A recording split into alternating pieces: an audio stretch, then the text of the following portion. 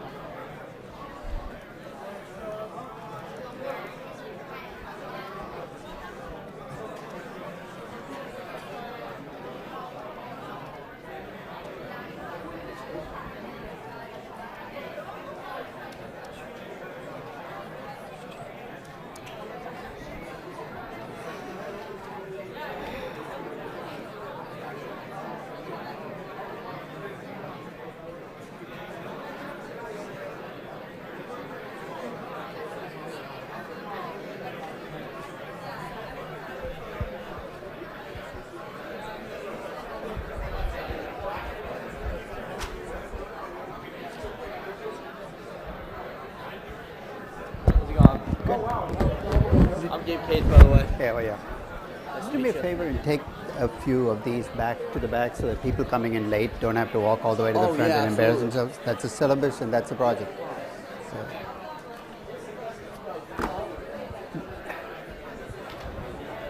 There are two of them, so I'll put two different stacks. Yeah. Okay, thank you.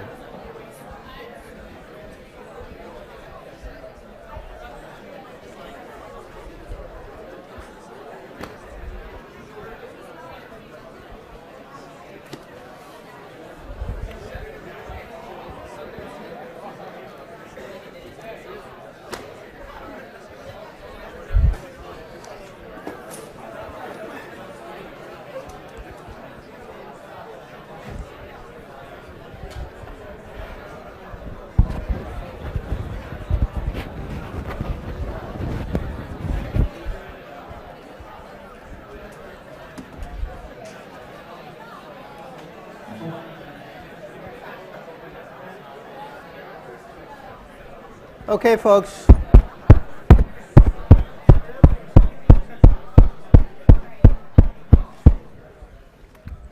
Let's make sure you're in the right class. This is corporate finance. Is that what you're supposed to be here for?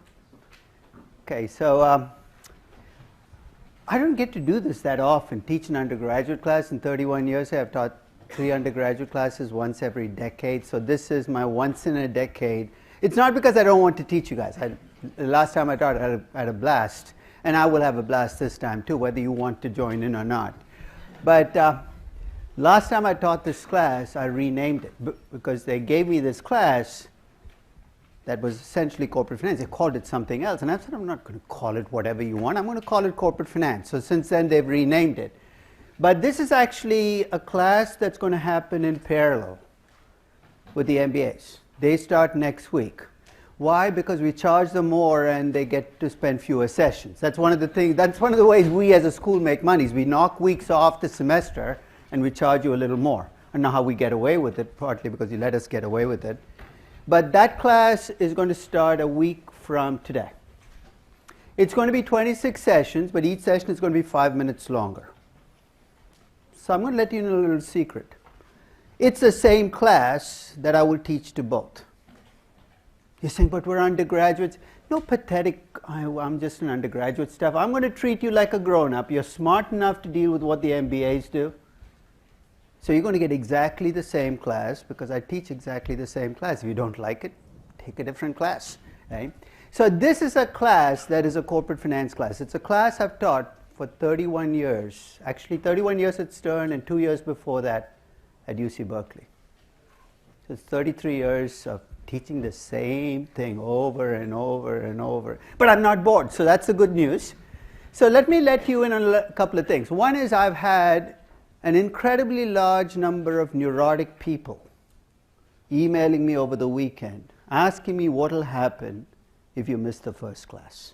I don't know what your other professors do in the first class, but nothing's going to happen. This is not I have 27 more sessions to get to you. So it's okay. This is really not at you. The class is being recorded for those neurotic people. They can't wait for this class to be online so they can watch me say this. So I'm saying, you're going to be okay. Whether you get back on Wednesday or Thursday or Friday or next week or 2 weeks from now, 4 weeks from now or 6 weeks from now, 15 weeks from now, you could probably take the whole class from Beijing or Mumbai for all I care. So I'm going to treat you like grown-ups with all the pluses and minuses. What does that mean? If you tell me I'm going to give you some good reasons for missing quizzes and I'll listen, I'm very specific about everything because I don't like dealing with those questions in my office hours. If you tell me you have a good reason for missing a quiz, I'll assume you have a good reason. I don't need a doctor's note. I don't need a note from your mother, your father, your grandmother, your grandfather. Okay, so I'm going to cut you that slack, but in return, I'd like you to deal with this class on the same terms, which is, I'm going to tell you this class is the most important class that you will take at Stern, and that is absolutely true. In fact, none of the other classes even matter, and I'm going to be open about that. But I'm also going to tell you that this is not the most important thing in your life. Okay, so what I'd like you to do is step back and have some perspective. So don't freak out on that half a point on quiz 1. So I'm trying to save myself some heat because you're going to say half a point, I should have got the half a point. Let it go.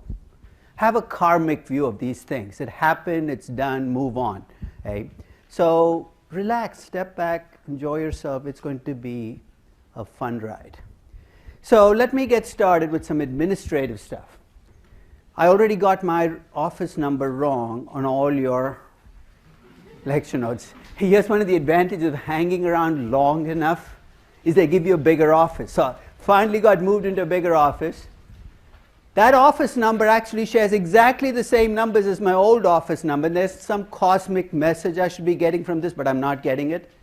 It's 969, not 996. So this isn't some dyslexic problem I'm having. It's just a different office. I used to be in 996. I am now in 969. So cross it out. I don't want to freak out the person in 969 with you guys all popping in and saying, hey, what's going on? Okay? My phone number is there. Don't call me. I never answer the phone. I checked my voicemail yesterday. It filled up to the brim. I just deleted all the voicemails. It's like 6 months worth of voicemails. So it's just because I'm supposed to put it up there. If you want to find me, you can always find me. My email address is up there, so if you send me an email, you will get an answer sooner rather than later. Okay? Office hours. I have 2 classes on Monday and Wednesday, the MBA class in the morning and your class in the afternoon. I don't want to ruin the rest of the days of my week. Actually, let me take that back.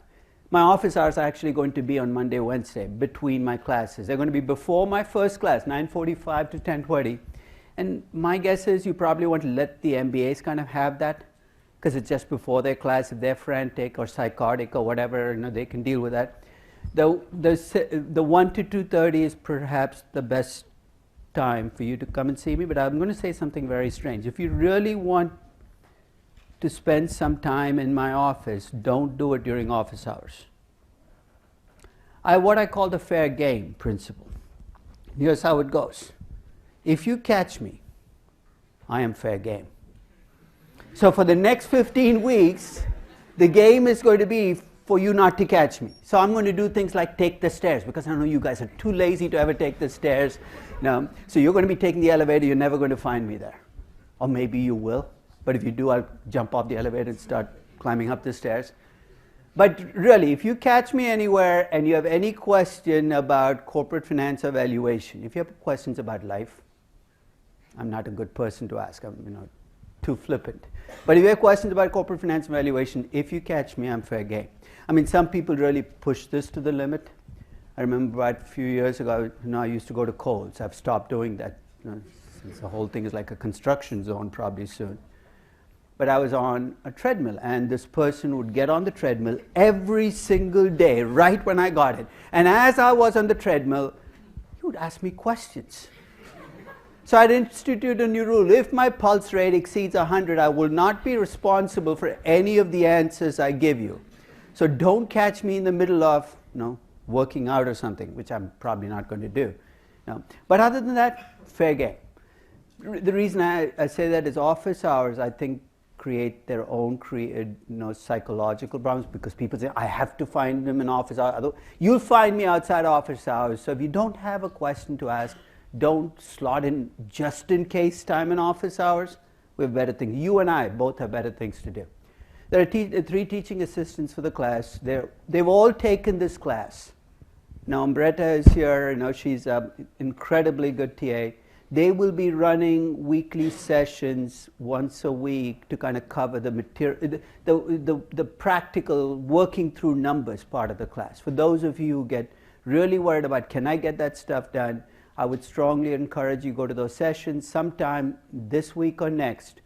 I will list out the times for those sessions. I'll have to get a room, but basically there'll be a Google shared spreadsheet. You go in and sign up, because those rooms fit only 50. Usually there'll be about 20, 25 people, except in the quiz week. So, the weeks before the quizzes. So if you want to sign up, take advantage of them. Okay. I'm going to, in a sense, dominate your lives for the next 15 weeks. So I'm going to tell you what's going to happen by day of the week. Okay? Each day will bring its own torture. Yeah? First, why did that happen? Monday there will be a class, like right now. Sometime later today you will get an email from me. You will get in sum total about an email a day for the rest of this semester. Create my own mailbox if you need to, because you will get about 125 emails over the next 15 weeks. About what? I'll nag you, I'll harass you, I'll prod you. I won't let you go. Basically, I'm not going to let you say in the 3rd week, I give up on this class. I'm going to drag you across the finish line if it's the last thing you do. It won't be the last thing I do, but it's the last thing you do. Okay? So Monday there'll be a class, there'll be a follow-up. Follow-up, don't get too obsessed. I'm going to say, this is what we did in class. I said, but we were just in class. Let's face it, you might be physically in class, but like the Watergate tapes, you have those mental breakdowns in the middle of class. You know what I'm talking about? Where your mind leaves for about 10 minutes and comes back. So, oh my God, what happened? Don't freak out. You'll get an email saying, this is what happened in those missing 10 minutes. So it'll be a short summary of what happened in the class. And if there's something in the news that day that is relevant to the topic of the class, I'll say, hey, did you get a chance to read this? Do I expect you to read it? I don't expect you to do most of the things I'm going to ask you to do. Okay? You have other things in your life. I'm going to, as I said, people have described this class as trying to drink out of a hose. Things are going to spray. Take what you can, do what you can, let the rest go. Okay? But I'm going to say, if you want this, if you're really fascinated, if you're as fascinated as I am, hey, try this out. So you will get an email right after the class. On Tuesday, there's going to be a corporate finance puzzle of the week, starting probably next week. I'm going to give you a week's break. What is this? I'm going to pick something in the news that week that's big. Like this week, the Apple earnings announcement this evening is going to be a huge story. And if it ties into what we're doing in the class, I'm going to do a little puzzle around it. And I'm going to, so it's going to be a news story with a structure and some questions. And I'm going to send it out to all of you. What do I expect you to do? If you get a chance, I want you to try the puzzle out and try to answer the questions. If you don't, I don't care. But each week I will send you the puzzle, and maybe some of you will try the puzzle out, because as I said, this is a class we learn by doing. And the more you can get your hands dirty. So the corporate finance puzzles, again, it's not going to be a big deal. It's going to be something related to that week. On Wednesday, there'll be another class, and there'll be another follow-up email. On Thursday, I will email you about the project. You're saying, what project? Don't worry. You're going to find out in a few minutes. It's going to be a semester. It just started, actually, already. You don't even know it started. It's going. So starting each week, I'll say, and this is really my way of guilting you, because it'll come with a little calendar saying, this is where you're supposed to be on the project, with a little arrow. And in your head, there'll be another arrow that says, I haven't even started. And the gap between the two arrows will get wider and wider each week until somebody freaks out and has a breakdown. Hopefully that won't happen. You'll start working the arrows together. So this is my nagging email saying, hey, this is where you're supposed to be on the project. Have you got started? Every Friday, I'm going to send you, I love doing YouTube videos. I'm like the Kim Kardashian of YouTube. Right? So I do these 10, 12-minute videos every week. Things like how to read a 10K, how to convert operating. So something we did in class, I'm going to take a real company and say, hey, you want to do this? This is how you get the numbers from a 10K. This is how you convert it. This is why we do it. It's kind of a little practical, embed yourself in the numbers. And doing it as a webcast actually works great, because I can sit in front of my computer, pull up the stuff online, say this is where I went, this is what I used. So every Friday for the next 15 weeks, you'll get a little in-practice webcast. Saturday, you get a newsletter. Don't expect a lot of news in it. It's a 2-page newsletter. And here's what it'll say. This is what we did this week. This is where we're going next week. Think of it as your GPS for this class. Okay? Essentially saying this is where, and it'll list out, this is what we did, these are the things that are coming up. So it's just a little reminder on what's coming. On Sunday, you'll get another email saying what's coming the week ahead. So each day of the week, you're going to get something. Will I give you a break? Maybe for 5 days during spring break. I won't email you. Okay? 5 days. That's about the limit. And if you go a day without an email, you should check the obituaries to see if I passed away, because it's not normal. I mean, it's usually there is an email pretty much every day of the week. So some very simple rules. I have very few rules. As I said, I treat you like grown-ups as long as you behave like grown-ups. Try to be here and try to be on time. Try. I will start at 3:30 and end at 4:45 every class, because what happens if I keep moving till you guys get here is 3:30 will become 3:32, 3:34, 3:36. So I'll start at 3:30 whether you're here. The only person who actually has to be here for this class to go on is me. So I'm going to be here at 3:28. Even if there's nobody in the class, I'm going to start at 3:30. And I might run over a little on 3:45, so I break my own rules when it comes to being on time. So I might go to 3:46 or 3:47. So don't make any urgent appointments at 3:46. You won't make them. Right? So be here and on time. If you cannot make it, I'll give you some backup, because again, as grown-ups, you have other stuff in your lives. You'll have interviews, you have family commitments, you have just feeling sick. So I'll tell you what to do if you miss a class. It's not the end of the world. This is a big class. Why am I saying that? Because every year when they do the CFEs, this will be one of the reviews that comes in. This was a big class. When did that hit you? So look around, it's a big class. That's a big plus, actually. If you ever have to make an announcement, they're all here. In fact, the MBAs, it's even better. My MBA class is 365 and counting right now. It is every person in the first year of the MBA program, which is an incredible opportunity if you have to make announcements. Right? So I'm going to actually create a Google shared spreadsheet, because one of the things is, I can't be dealing with announcements just before the class. Can I make an announcement? So I'll create a Google shared spreadsheet. I'm going to use Google shared spreadsheets a lot, because partly because the logistics are otherwise difficult. And I'm going to let people sign up for each day if you have an announcement. So if you don't, that's fine. I'll just get started. But there's one announcement per day, so you can go and fill in that slot if need be. There's a lecture note packet. How many of you have not been getting my emails? Okay, everybody has been getting, so all three? Okay. There was, if you're not I think if you're not a Stern student and you're in this class, then somehow you're getting lost in the email list because a few people who are, especially who are not here today, emailing me over the weekend. Now, so I'm glad everybody's here because I've also sent the link to your lecture note packet. I know you haven't even seen it, but go back and look. There's a link to the lecture note packet. Just print off the first packet. The second packet is in process. Why? Because there are a few things that I want to update to 2016 numbers. It'll be ready in a couple of weeks. So download and print off the packet. The only plea I will make is, please don't use the printers in school. I will hear about it. I mean, can you imagine 250 people printing 330 pages a piece? I've broken more printers in the school than any other professor, and they call me and say, what the hell is going on?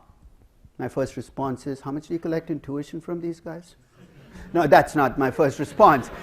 So that should be my first response. That might be so if you're going to print it, if you have a part-time job, do it at work. They don't even know what you're printing off. Right? Whatever you need to do is slide it in somewhere. Now, but if you really have money to throw away, which some of you might, then go to the bookstore. And they will have it. Unfortunately, the bookstore, being the bookstore, managed to lose the entire lecture note packet that I sent 3 weeks ago. I don't know how that happened.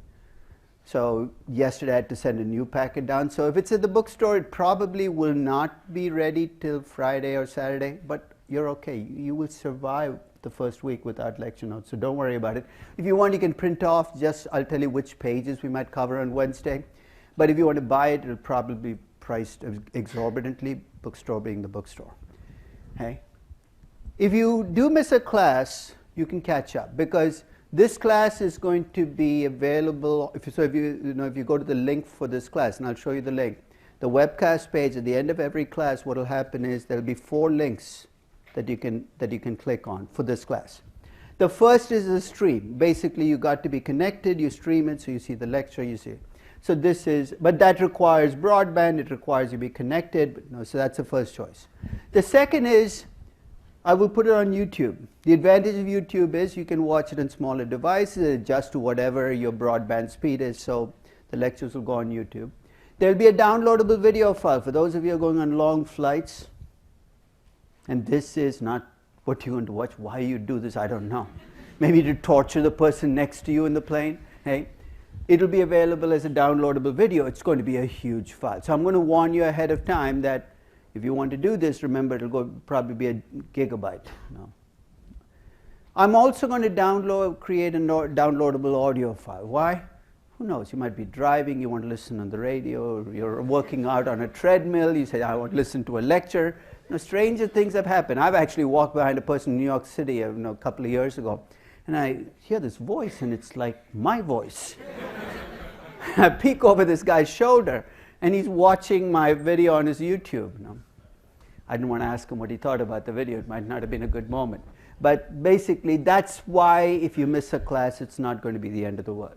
A couple of hubs I'm going to create. The hub for this class is good. That actually has got to be fixed. So add a UG to it at the end. It says CorpFin. In cap letters, add UG at the end because I'm going to create 2 separate pages. Initially, I was going to do one for both classes, but I think it might make sense to create 2. That's going to be the web page for this class. Okay? So I'll send the link out as well, but that's the page where everything's going to be contained. I don't like NYU classes. I don't like closed systems. I never liked Blackboard. I'll try to put things on, but I'll tell you up front that somewhere in the 4th week I'm going to lose interest. So NYU classes I'm going to use only for the stuff that I absolutely need to use it for. Everything you need will be at that web page. How many of you have Apple devices? iPhones, iPads. Okay? If you go to the Apple iTunes store, you can download an app called iTunes U. I don't know whether you already have it, but this class is going to be carried on iTunes U, which means every lecture is going to be on there. I'll put the slides, a link to it. So it's actually a great platform for the whole class. There'll probably be about 10,000 people taking this class with you, not officially. Okay? So don't worry about them. You are my only, I'm going to pay attention only to you. Okay? But that's at iTunes U, you can download the class and watch the class. So basically, if you prefer a more polished platform, iTunes U will probably work best. And I told you about the YouTube channel. All the classes will start to show up on the YouTube channel when you're done. Couple more organizing details. I sent you the link to my Google Calendar. Why did I send it to you? So that you know exactly when the quizzes are coming, and when the final exam date is still up in the air, so I'll put it up as soon as it's ready. But the Google Calendar is essentially going to list out every big item related to the class, including the project and the classes themselves. Okay? In case you run out of things to do this semester, which is very unlikely, I post on my blog probably 4 or 5 times a month. Nothing personal, it's all corporate finance and valuation related. So if there's something there that might be interesting for this class, I'll draw your attention to it. But I go all over the place. And a few weeks ago, right after Christmas, I valued the Star Wars franchise. Guess how much it's worth? My estimate, $10 billion. Why? Because for every dollar that Disney makes at the box office on Star Wars, it makes $4 out of the box office. From merchandising, streaming, it's a $10 billion. How much did Disney pay for Star Wars? Do you remember? $4 billion. Now you know why George Lucas is pissed off. His white slaver comments. You got $4 billion, buddy. You sold too low. That's your problem. Now don't take it out on Disney. It's $10 billion. Or a couple of years ago when Steve Ballmer bought the Clippers, I valued the Clippers. Or one of my favorites. Remember you know who Arian Foster is? Okay? He's running back for the Houston whatever. Okay? And about 2 years ago, there's this company called, which issued tracking stock on Arian Foster. I'm not kidding. You could buy a share of Arian Foster's earnings in perpetuity. You wish you'd bought a share of Cam Newton's earnings in perpetuity today, don't you? But it was a fun valuation because he was, a 30-year-old running back. A 30-year-old running back in the NFL is ancient. Your knees are pretty much beaten up. So you've taken expected life, expected payoff, expected endorsements. It was the most fun I had. It should be illegal to have this much fun. Right? But so my blog is not serious academic stuff that I left behind about 15 years ago. Right? It's whatever interests me. So maybe I can drag you into some of my obsessions, and if you're interested, you can read about it. I have a Twitter feed. I'm very new age. Okay? I don't have any Tinder connections and stuff, so don't worry. I will not be reaching in inappropriate ways. I'm appropriately new age. I have a Twitter feed, and I have a prize I can offer you. I'm at 49,400 followers. I'm thinking of having this big contest for about 50,000 followers. So if you can push me to 50,000, if any of you have 6,000 email addresses, you could probably do it on your own. But if you don't, keep adding to the number, come back to it. The 50,000 follower will get a mega prize. I don't know what it is, but it'll be a mega prize. Okay? So now we're into the meat and potatoes. Okay? So let's talk about what this class will be about. It's corporate finance, right? You've already come in with preconceptions about what you think this class is about. All those preconceptions are wrong. I'll give you my definition of corporate finance, and it's incredibly self-serving. Corporate finance covers any decision that involves the use of money. You see why it's self-serving? What have I just said? Everything is corporate finance. You thought you were doing marketing? Corporate finance. Strategy?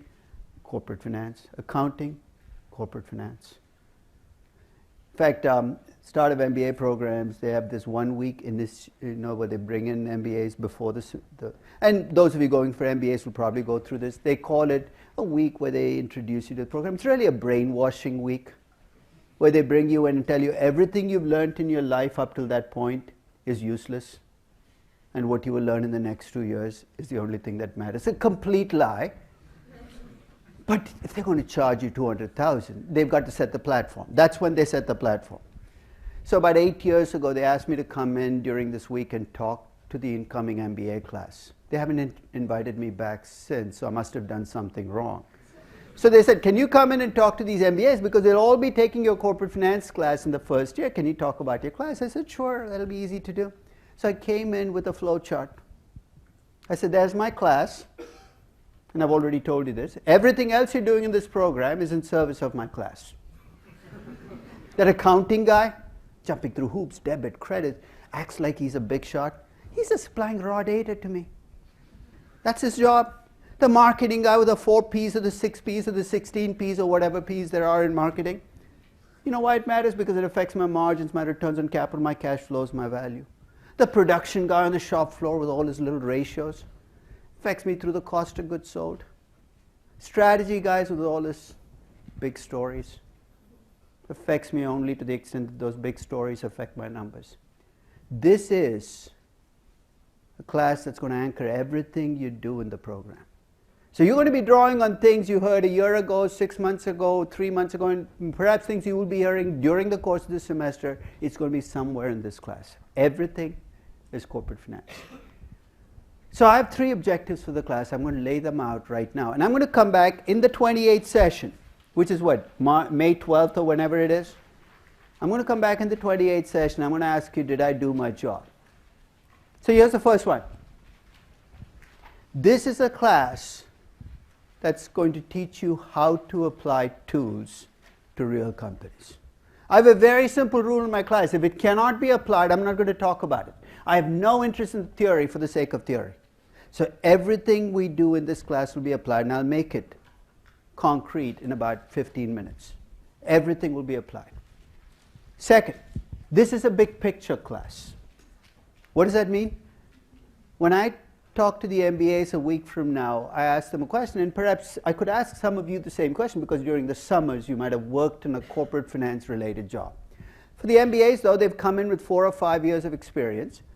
Some of them have come through the banking programs, the Goldman Sachs, the Morgan Stanley, so they've come back to the MBA program. So I ask them, how many of you worked in corporate finance?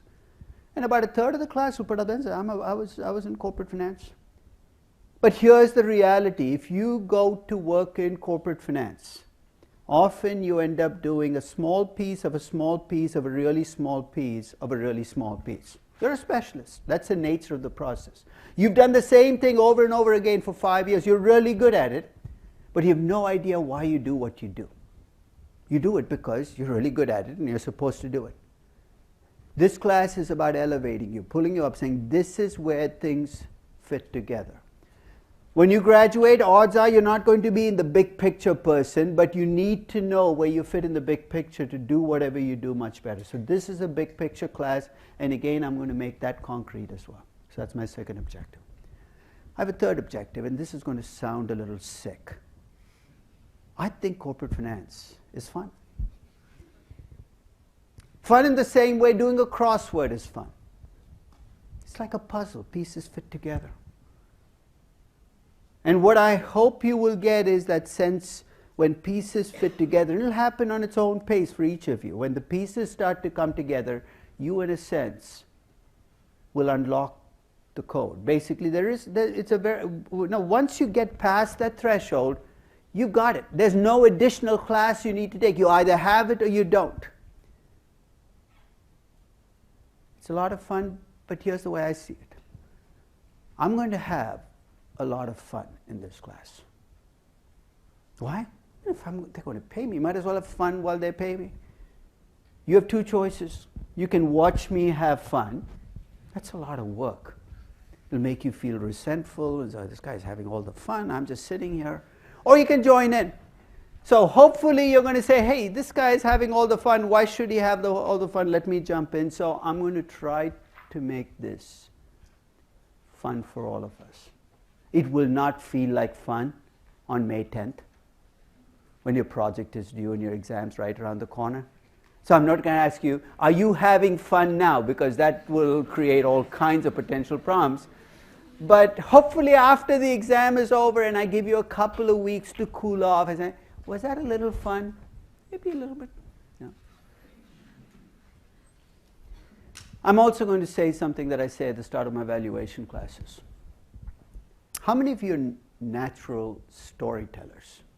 And how many of you are natural number crunchers? I want you to think about you as a person and ask yourself, am I more naturally a storyteller or a number cruncher? Ready? Each of you is thinking? Oh, come on. There's no right answer. So what does he want me to say? Hey, think for yourself. I'll tell you when you start to come to this realization. For me, it happened when I was about 13, right after my first English literature class. They made us read Moby Dick. For you, it might have been Life of Pi. And I read Moby Dick and I thought it was about a whale and Captain Ahab. I come in and they start talking about all these hidden meanings. I said, really?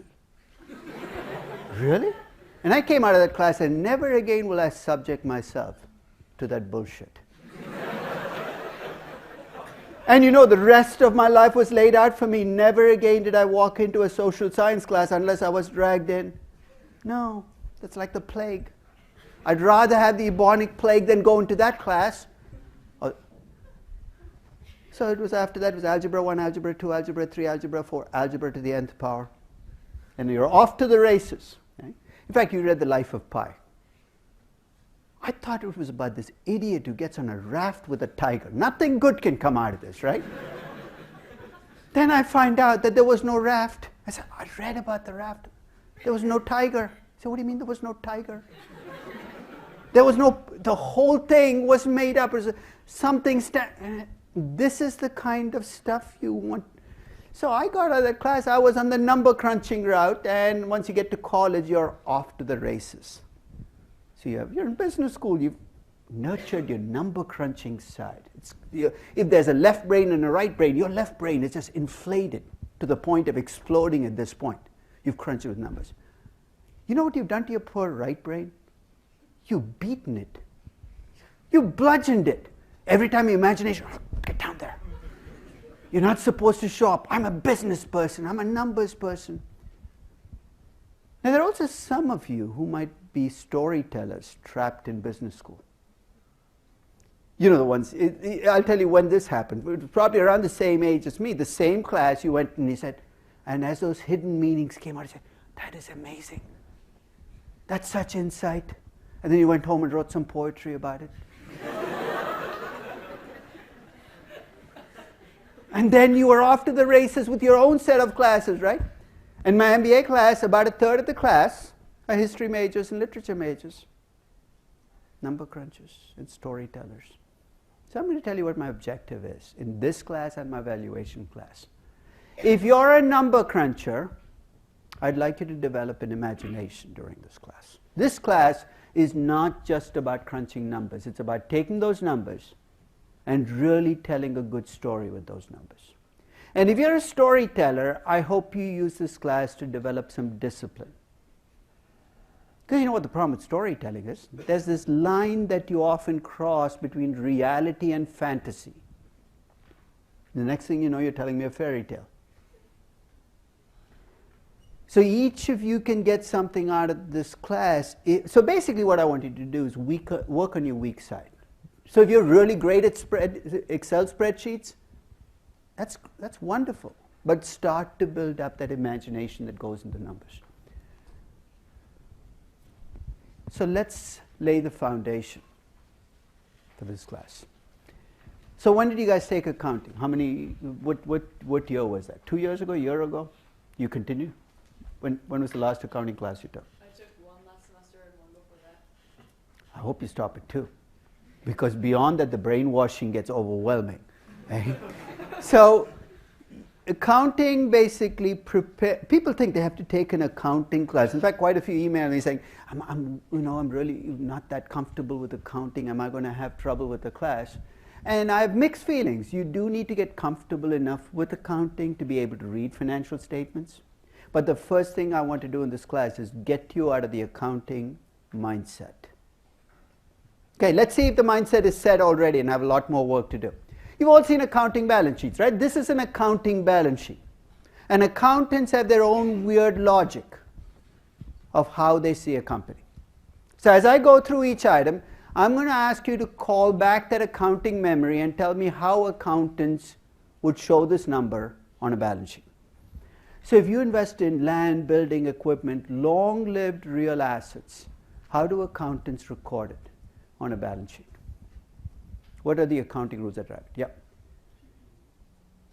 That's what the item is called, but how do they come up with that number? What goes into PP&E? I'll try to repeat almost every. One of the problems with this room is it was designed and built by an architect who never thought about the fact that classes go two ways. So the acoustics might be great for me talking to you, but you talk to me, nobody else can hear. So I'll repeat everything. So the answer was PP&E, property, plant, and equipment. Let's stop. Try to stay away from acronyms as much as we can. It's because after a while it'll get us into trouble. But property, plant, and equipment might be what accountants call these assets, but how do they come up with a number? So you open a Coca-Cola's balance sheet. It says property, plant, and equipment. How do accountants come up with that number? Your accounting must be pretty fresh. Give it a guess. I'll make you look really smart. I'll fill in the details, you know. They value all of the assets they currently possess? Oh, let's not use the word value at all. Accountants, if you have property, plant, and equipment, record it at what you originally paid. Continue the story. And then what do they do in the years after? They depreciate it, say, and you got to take them at their word when they say this is how much I depreciate. So basically, fixed assets get recorded at original cost, net of depreciation as accountants see it, supposedly because the asset is losing value. So that's the rule with fixed assets. What about current assets? Accounts receivable, inventory. How do those get recorded? Want to give it a shot? You want to try? Yeah, so I guess they're recorded at cost, and then any write-offs, any bad debts that they don't. Okay, so they're recorded at cost, but there the difference between cost and current value is smaller. Why? Because hopefully the inventory is not 16 years old, right? So current assets are also recorded at cost. There's no depreciation because they're usually more updated, but it's closer to current value. But fixed assets, if I bought land 55 years ago, can you imagine how different the number you're going to see on the balance sheet is from the real value? Then you got financial investments, investments in other companies. Like what? Let me take an example. You're all familiar with Yahoo? What's Yahoo's business, if it has one still? It has a search engine that nobody uses, and Yahoo Mail that's used by 75-year-olds in Asia. That seems to be the big market. So basically, it's a business that's shrinking. I mean, last year I valued Yahoo's business, its operating business, at $5 billion. You see, it's a big deal. Its market cap was $40 billion. You see, this is absurd. But Yahoo has two big investments that I did not count in the $5 billion. You know what those two investments are? What makes Yahoo such a valuable company? One is it owns 14% of Alibaba. Even on a bad day, 14% of Alibaba is worth about $21 billion. You know what it's recorded in Yahoo's balance sheet at? $1.5 billion. Why $1.5 billion? Because that's what Jerry Yang paid for Alibaba in 2005 when he bought that stake in Alibaba. It's recorded at original cost. You think this makes no sense? It makes complete accounting sense, and that's the first thing to remember. Accounting sense and common sense are two different. Right? So from an accounting perspective, it makes complete sense. It was what you originally paid. But there's another investment they've made. So Alibaba is worth about $21 billion. So we've gone from 5 plus 21, we're up at 26. You know what the other one is? They own 35% of Yahoo Japan. And for some reason, the Japanese still seem to like the Yahoo search engine. Don't ask me why. And that 35%, because it's a publicly traded company, is worth another $15 billion. So you got $5 billion from the operating assets, $20 billion plus from Alibaba, $15 billion from Yahoo Japan. The Yahoo Japan investment is recorded at $1 billion. So with financial investments, accountants will often show what you originally paid to get that investment. And then you get to intangible assets. Let's step back. Let's not think like accountants. Let's think like normal human beings. I come to you with a company, Coca-Cola. What's the biggest intangible asset you see in Coca-Cola? Trade secret. Oh my God. Next thing you'll be saying syrup. Syrup doesn't matter. The trade secrets don't matter. What's Coca-Cola's biggest brand name? I gave away the answer. Its biggest asset is logo or its brand name. What's the power of a brand name? You get to charge a higher price for exactly the same product. You want to see brand name at play? Walk into a CVS. Walk down the aspirin aisle and check out the Bayer aspirin and the generic aspirin. In fact, if you're suspicious, turn both bottles around to see what the ingredients are. They're exactly the same. But Bayer aspirin trades at, or is priced at 3 times the generic aspirin. Oh, come on, you bought the Sudafed over the Sudafed, generic Sudafed 100 times because he said, if I take the real Sudafed, my allergies seem to go away faster. That's the power of a brand name, is they've taken over your brain. So with Coca-Cola, the biggest asset is brand name. With Apple, what's the biggest asset? You're taking out your iPhone and saying, oh, I'm not paying for this. It's coolness factor, it's styling, it's the Apple operating. I'm an Apple user for 35 years. You'd have to drag me to hell to use a Windows operating system. So all those things come into play, intangible asset. What I'm trying to say is when we think of intangible assets, we can think of all these different things that are intangible assets. But if you look at an accounting balance sheet, what's the most common intangible asset you see on an accounting balance sheet? Come on, you've seen it. If you've seen enough balance sheets, you've seen this item. 85% of all accounting intangible assets is one item. Goodwill.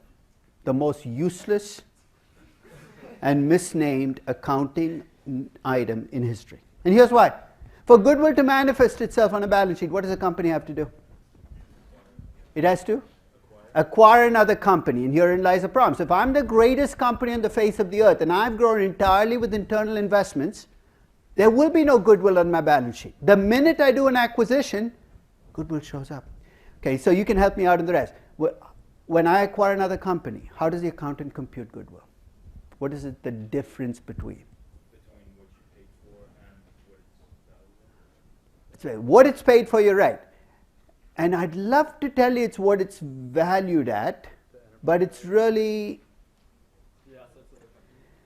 Plus the assets of the company as measured by whom? By the accountant. It's the difference between what you paid for an asset and its book value. You can dance around that book value, you can dress it up a little. But dressing up book value is like dressing up a turkey. They've got that straggly little neck, even if you put really good looking clothes on them, turkeys never look good. So here's what happens. You have a company, a target company, the book value of $4 billion. I pay $10 billion. The accountant has a $6 billion problem to explain away, right? Do you see why? Because until yesterday, what is the accountant saying? It's worth $4 billion. It's worth $4 billion. Oops. It's worth $10 billion. He takes that $6 billion, he puts it on the balance sheet, and he calls it goodwill. You know why he has to do it? The balance sheet has this very unpleasant requirement, which is it has to balance. There's one reason and one reason alone why goodwill exists on a balance sheet. It is to make the balance sheet balance. And the little problem with goodwill is it sounds good. And when something sounds good, what do people feel the urge to do? They want to pay for it. Every week I get emails from people valuing companies. I've just valued the company. But there's $3 billion in goodwill. How much should I pay for it? You feel like slapping the person around the face saying, wake up. It's a plug variable. What the heck are you doing paying for it? So I have a very simple proposal for accountants. Accountants don't seem to listen to my proposals, but if they did, they will take this. That goodwill be renamed X. So you know how in algebra you put an X? That way you take all the mystery out of it. People will never call you and say, how much should I pay for X? And if they do call you on this, take them for all they're worth. On the other side of the balance sheet, let's see how accountants record the word. Current liabilities, accounts payable, supplier credit, deferred this, deferred that, deferred everything under the sun, are recorded usually pretty close to current cost because it just happened recently. It's almost accidental. Long-term liabilities, bank loans, corporate bonds. So when you look at a company, you see debt. You know what the accountant is recording? What you originally borrowed 3 years ago. You think, it's still that same borrowing. If you're Glencore, you familiar with Glencore? Huge commodity company. You know what commodity companies are going through right now. Look at oil companies.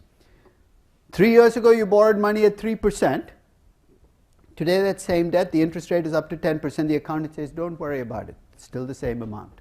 So it's recorded original cost. Again, to be consistent with the way the assets are recorded. And then you have other liabilities. What are these? These are made up accounting things as they go along. You know, so basically, every time accountants sneeze, a new item pops up on the balance sheet. And finally, you have what's called shareholders' equity.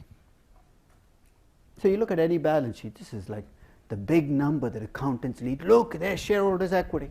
So when I open up Coca-Cola's balance sheet and look at shareholders' equity, what do you think goes into it? How do accountants come up with that number?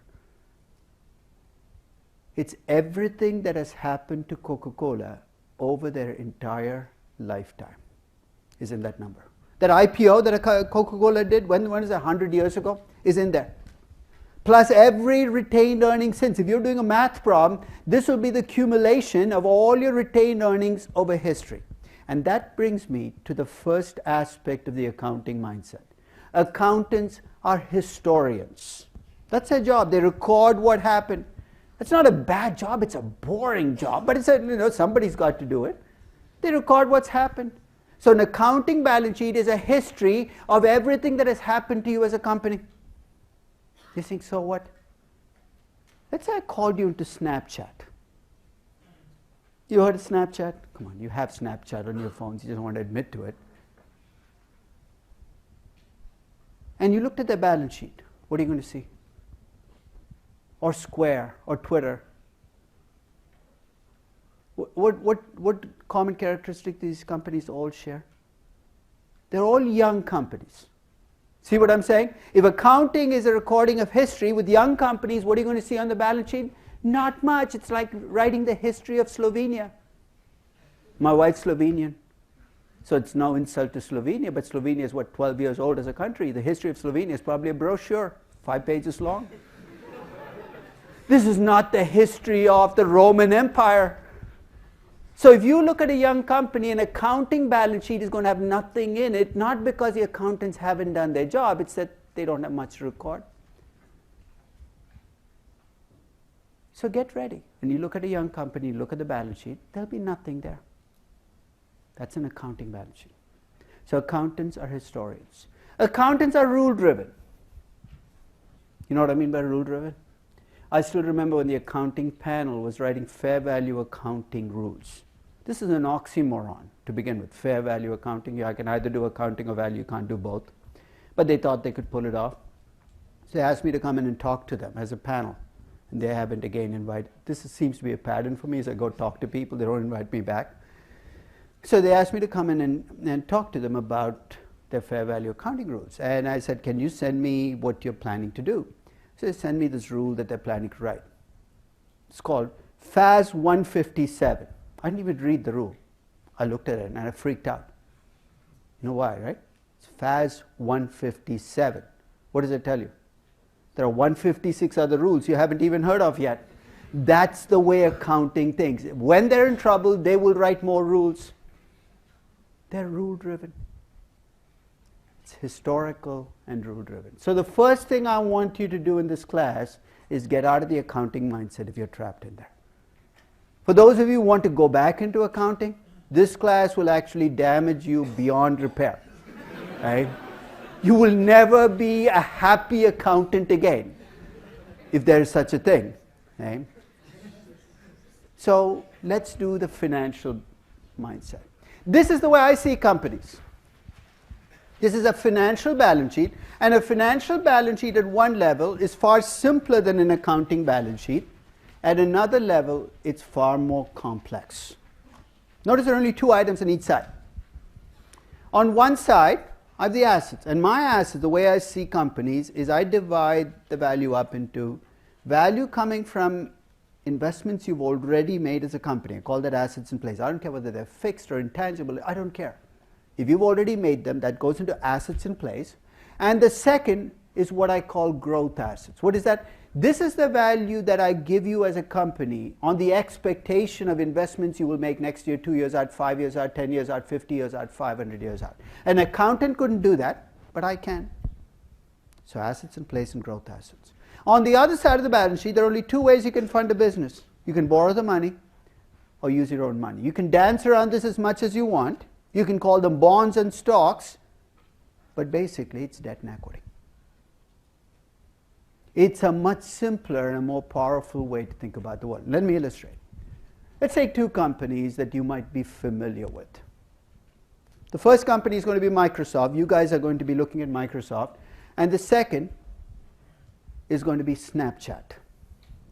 So you guys are going to have the fun job of looking at Snapchat. Let's take Microsoft. What's the value of assets in place for Microsoft? What are the investments they've already made that give value to them? There are only two things Microsoft has ever done in its life that make it money. Come on. Windows and Office. Oh, Xbox is teetering on the edge. I wish it made money for them.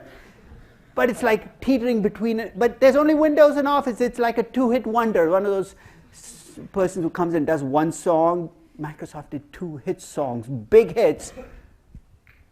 So those are cash cows. The cash cows are getting a little thinner. Why? Because Windows and Office are both desktop driven as we move increasingly to devices.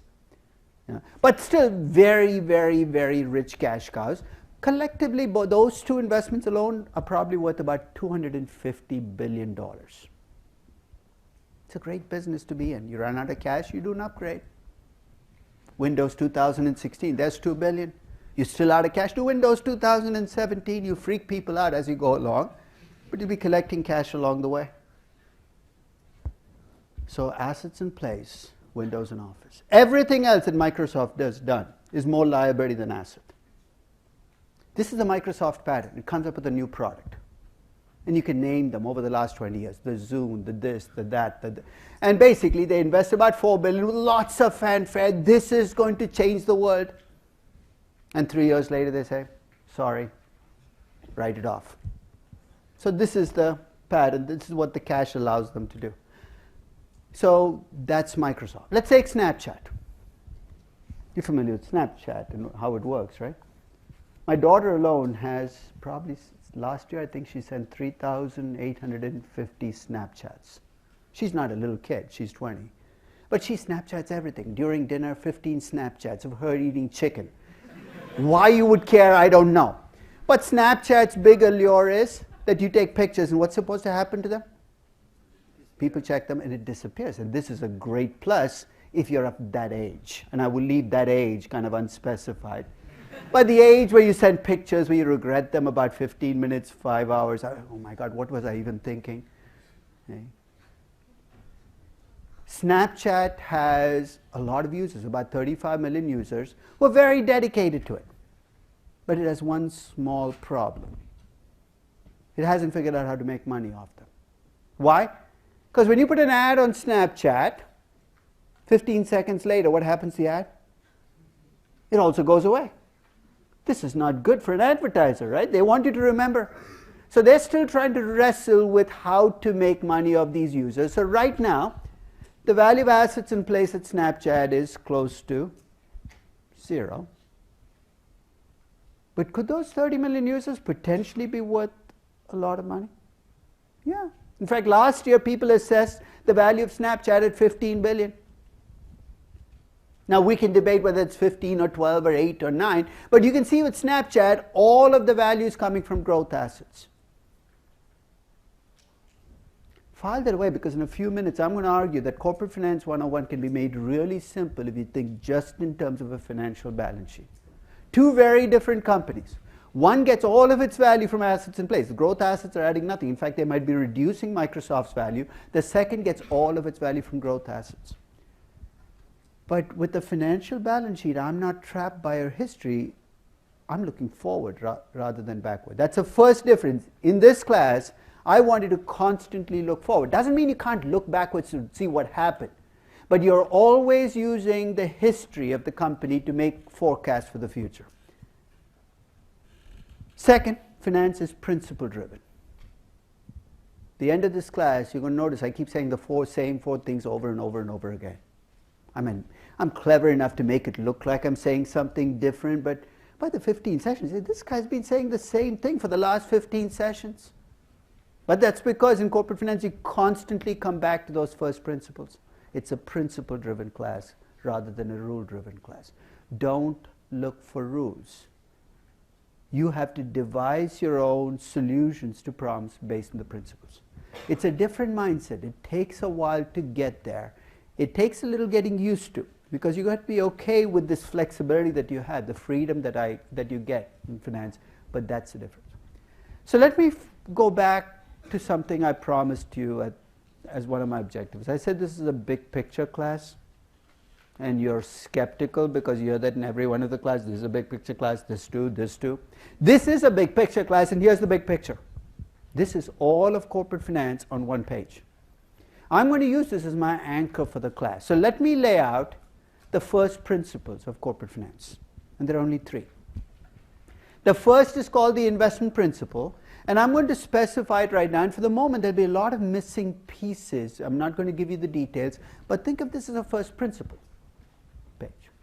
The investment principle says when you as a business go out and make investments, make sure you invest in assets that earn a rate of return or a hurdle or a return that is greater than your minimum acceptable hurdle rate. Already I've thrown a buzzword in there, right? Hurdle rate. I'm not quite ready to give you the specifics, but I'll give you the sub-principle that's going to govern how we think about hurdle rates. The hurdle rate you use for an investment should be higher for riskier investments and lower for safer investments. Stop and think about that for a moment. Does that surprise you? Not really, right? Riskier investments require a higher hurdle rate to be good. Safer. We haven't said how much higher. We'll come back and fill in the details. So the hurdle rate should reflect the riskiness of the investment and should reflect where you raise the money. There are only two ways you can raise money, debt or equity, and that mix might affect the hurdle rate. So that's going to be one half of the equation. The return on assets should be based on cash flows, as opposed to what? What do you spend 2 semesters doing in accounting? What is the proverbial bottom? You're caught now because you're right in the second row and you said you did accounting. What's the bottom line in accounting? Don't worry, it's going to be very simple. Income, earnings, right? And I'm saying, well, those 2 semesters you spent coming up with accounting earnings, that was such a waste of time. Because in finance, we don't care what you make in earnings. It's all about cash in, cash out, cash flows. Should reflect when those cash flows happen.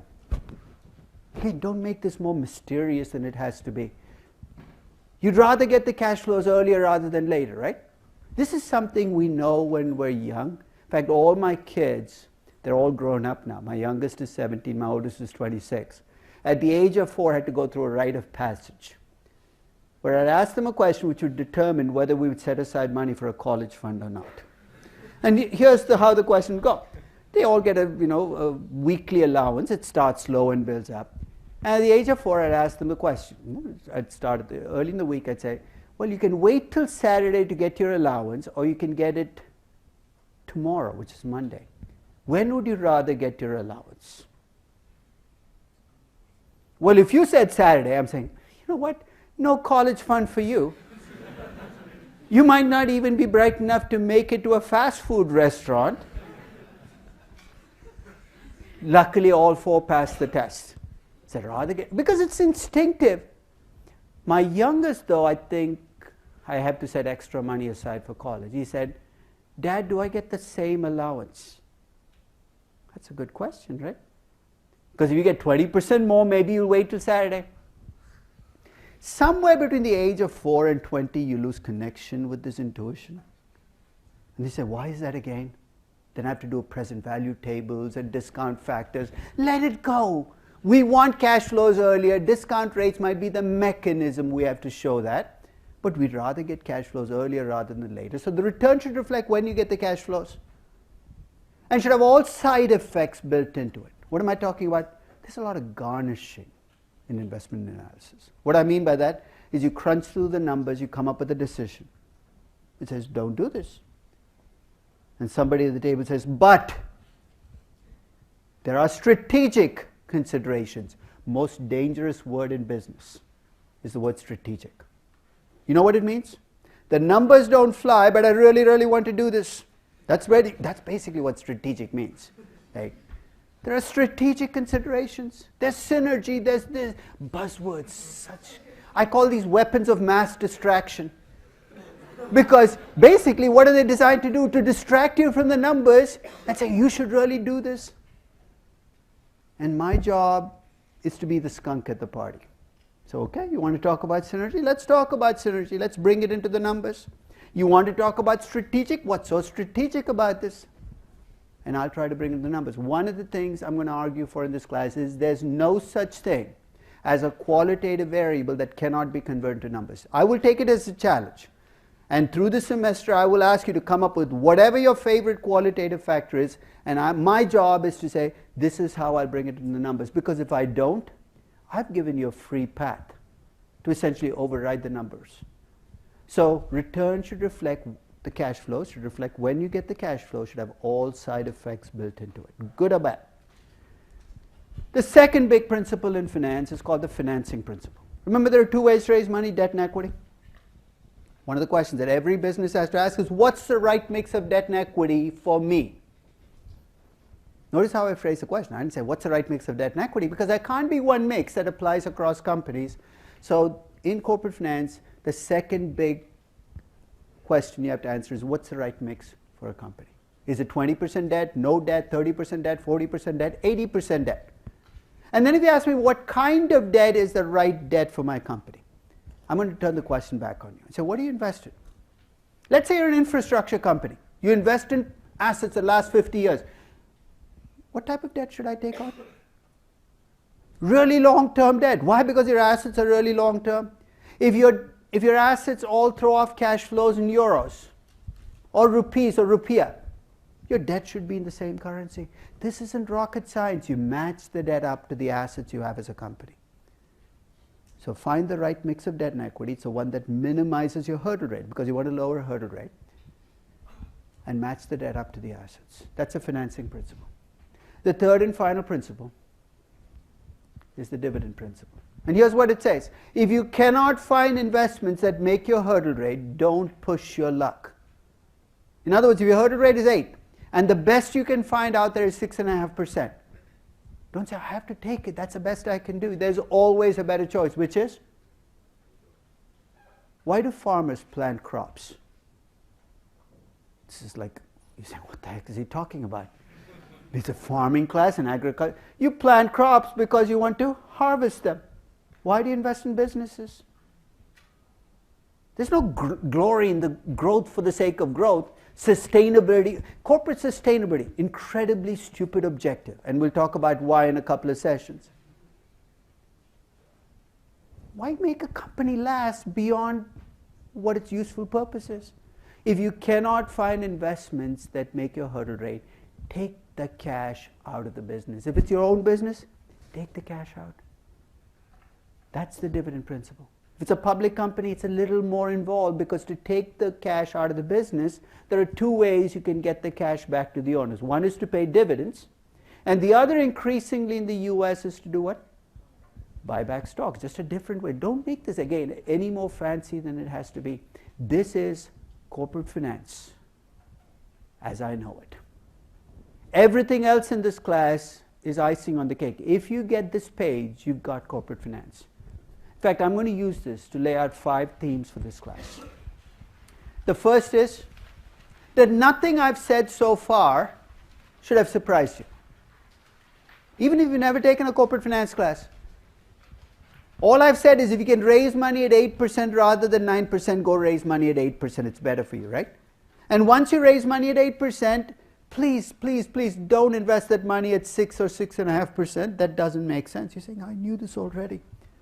You know what? You already know corporate finance. All I'm going to do is give you a structure to take what you already know and dress it up.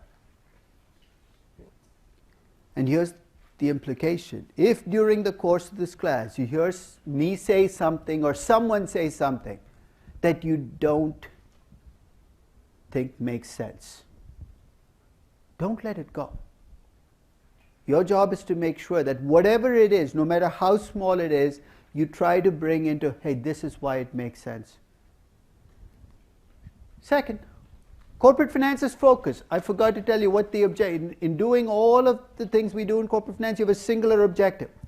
The objective in corporate finance is to maximize the value of your entire business. That's it, singular objective. I don't have 5. That's one objective. And the advantage of being so focused is it's going to allow me to come up with pinpoint judgments on this is the best project to take, this is how you should finance, this is how much you should pay in dividends. That's a plus. The minus is, to the degree that you disagree with my objective, nothing is going to make sense to you. So we're actually going to spend 2, maybe 3 sessions on that objective of maximizing value right at the start of the class.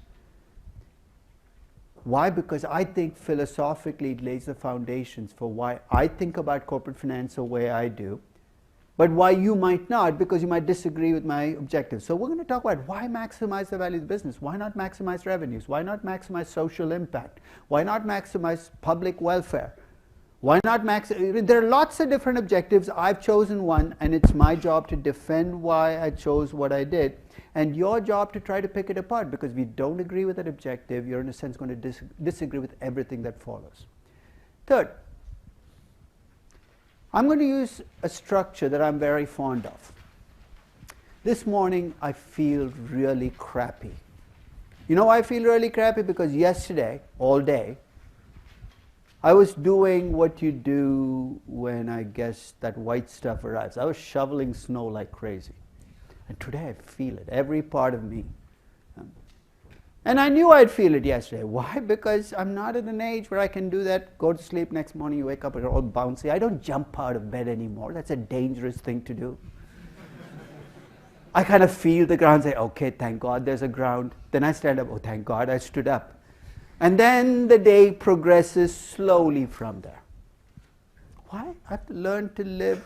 As my daughter tells me, Dad, you're old. Okay, I get it. Companies go through a life cycle as well. So you have a startup, like a baby, right? The future lies ahead of you. Then you have a growth company, like a teenager. Then you become a mature company. What does that mean? You now have responsibilities. You have cash flows. And then comes that day you've been avoiding all your life. You go into decline. Now you have 2 choices. You can become one of the walking dead. Show that I fell in love with last summer. Don't ask me why. But every time I kept walking by the fact, my son was watching it, and all I could hear was screaming and screeching and squealing. And I said, what the heck is going on? And it had this weird fascination, the show, because blood comes out of every person. This, all kinds of things happen. So if you've never seen the show, great corporate finance show to watch. Every time I watch The Walking Dead, I see Yahoo. Yeah, because it's in a sense, So essentially, you're still walking, but I'm not sure you should be. So that's the life cycle, and it's amazing how much of corporate finance you can use the life cycle to explain. So I'm going to end today's session actually by using the Microsoft and the Snapchat examples. Where does Microsoft fall in this life cycle? Right, it's mature, bordering on. Say, please God, let that decline be far away. As long as Windows and Office keep going, mature, right? Not quite in decline, but let's call it really mature. Now, where do you think Snapchat falls in this life cycle? It's like a baby. It's like a toddler, maybe in diapers. Maybe that's why it makes such messes. Right? Let's do corporate finance 101. Remember those 3 big principles, the investment, the financing, and the dividend principle? You guys are going to run Microsoft, and I'm going to ask you about each of these. How much time should Microsoft spend on investment decisions? What did I say the history was for the last 30 years? Every time they did make an investment decision, what have they done to me as a stockholder? They made me poorer 3 years later, right? So my suggestion to you is stop, thinking about investments. That surface, retire it. Let it go. You think, but the future is so bleak. It's going to be bleak anyway. Why spend your way into bleakness? So, not much time in investing. Can they afford to borrow a lot of money? Sure, they have two cash cows, Windows and Office. They can afford to borrow a lot of money. Can they afford to pay a lot in dividends? Yeah, what other use do they have for it? Especially since I took the investment responsibility off your shoulders, might as well give it all back. So for Microsoft, very little time in the investment decision because it doesn't seem to be doing anything productive here other than creating lost value. Borrow a lot, pay a great deal in dividends. So if you want to buy back stock, I'm okay with that too. Now let's go to Snapchat. Is the investment decision a big deal for you? What is it? It's going to have to convert the 30 million users into cash flows. It's huge. In fact, it's the only thing you should really be thinking about. How do I convert these users and coming up with creative ways of doing it? How much money can you borrow? Don't think too long. Go with your gut. You borrow, what happens? You have a loan. Once you have a loan, what do you have to make payments on? But make interest payments, right? What's the problem with that? You don't have any money. You could go to the bank and say, I have a lot of promise and potential. But unless the bank is really stupid, he's going to say, I need some cash. So don't borrow money. It's going to be asking for trouble. In fact, when I was in India last week, I was doing a session for the CFA Asia, and I was talking about Flipkart. Flipkart is one of these rising Indian online retail companies. A lot of promise and potential. But towards the end of last year, they borrowed money. And I said, I don't understand this. Why would you borrow money? I still don't understand it. Nobody there explained it to me. But how much can you afford to pay in dividends? Okay, go with your gut. What dividends? You're probably going to be raising new equity. So for you, it's all investing, no borrowing, no dividends. We're done. You tell me where you are in the life cycle. I can essentially map out what you should be focusing on in corporate finance. Early in your life cycle, it's all investing.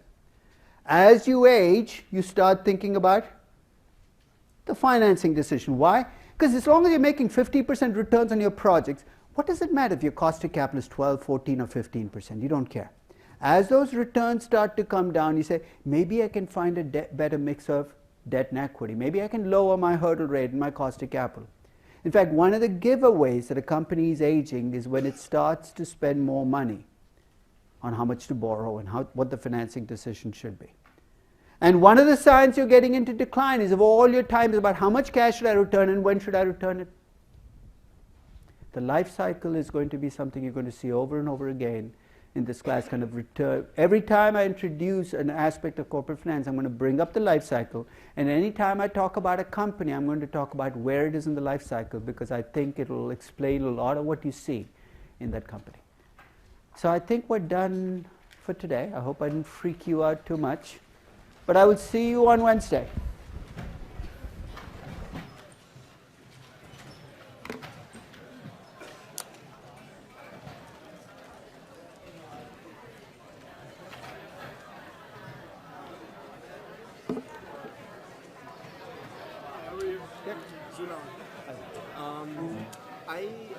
I'm in CAS, so I don't think I was able to receive any of your emails. Well, you have a Stern email address to find out what it is because you'll need it for other stuff.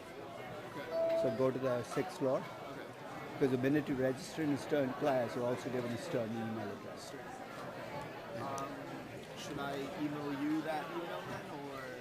Once you get the Stern email address, then forward all the Stern email. Anything you get sent to the Stern email to you. The reason you need the Stern email address, though, is for things like access to Bloomberg's. You will need the Stern email address. Okay. All right. Thanks so much. Mm-hmm.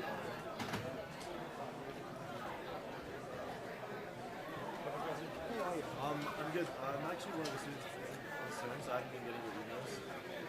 So go to the 6th floor.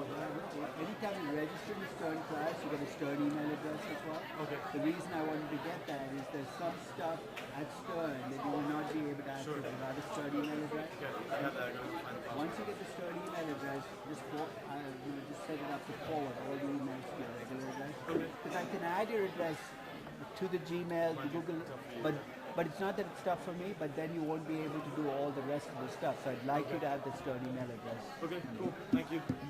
Hi, how are you? Jared. Hi.